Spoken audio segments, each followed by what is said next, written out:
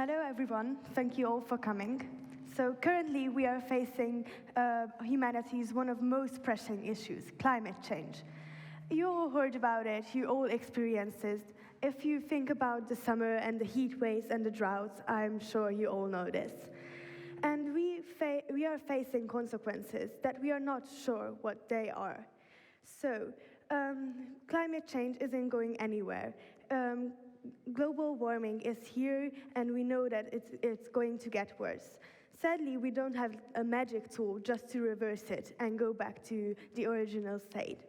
However, in this speech, I only want to focus on what climate change means at the molecular level. How does it affect our DNA and our gene expression? We know that heat stress affects our reproduction, our immune competence, and our growth, basically our everyday life. And heat stress is a thing that affects all organisms. This fact motivated me to conduct my own research on honeybees. The reason behind that I chose this species is because 1/3 of the whole world's food production is dependent on honeybees.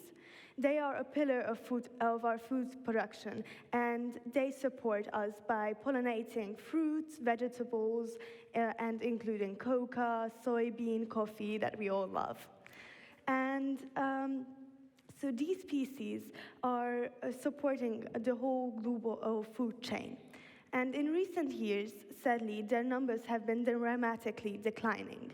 In the US, honeybee keepers lost up to 45% of their managed colonies. And even a beekeeper noticed that there were bees laying on the ground dead because of the summer heat wave. So we can conclude that these species are endangered because of our actions to climate change. So the problem is that because of heat stress, this sets molecular mechanisms into motion in honeybees. So there are some epigenetic changes and the release of ROS, a reactive oxygen species, to consider. Epigenetic changes mean that different genes are getting expressed because of an environmental change.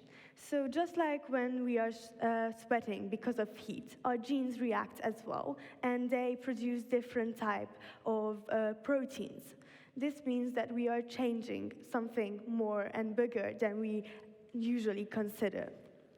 And also, secondly, the release of ROS.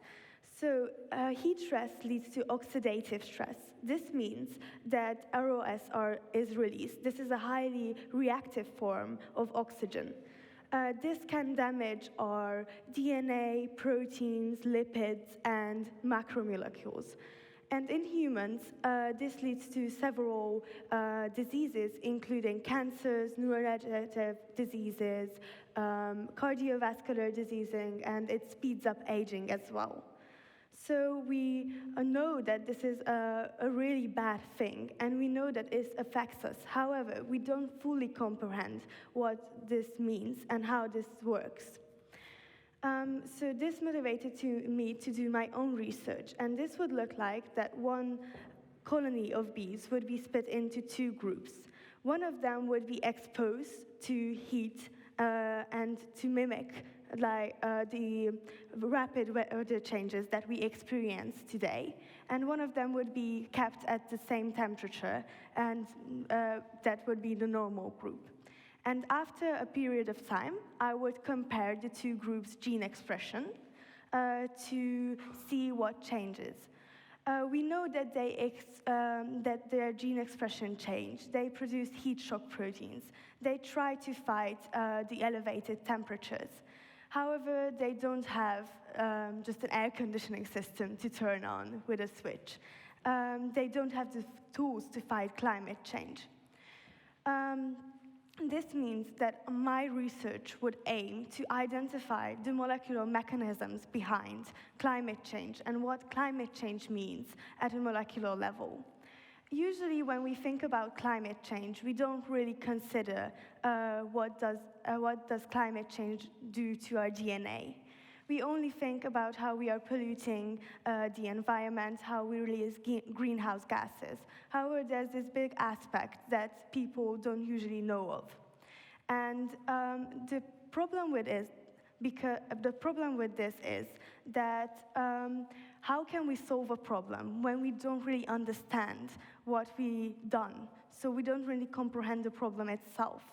So I believe that the first step to solve this problem is to look at these molecular mechanisms, identifying them, and to look at them, what we've done. So I would like to leave with all of you with one thought, to think about your actions and its consequences, even if it's small and it's on a molecular level. Thank you so much.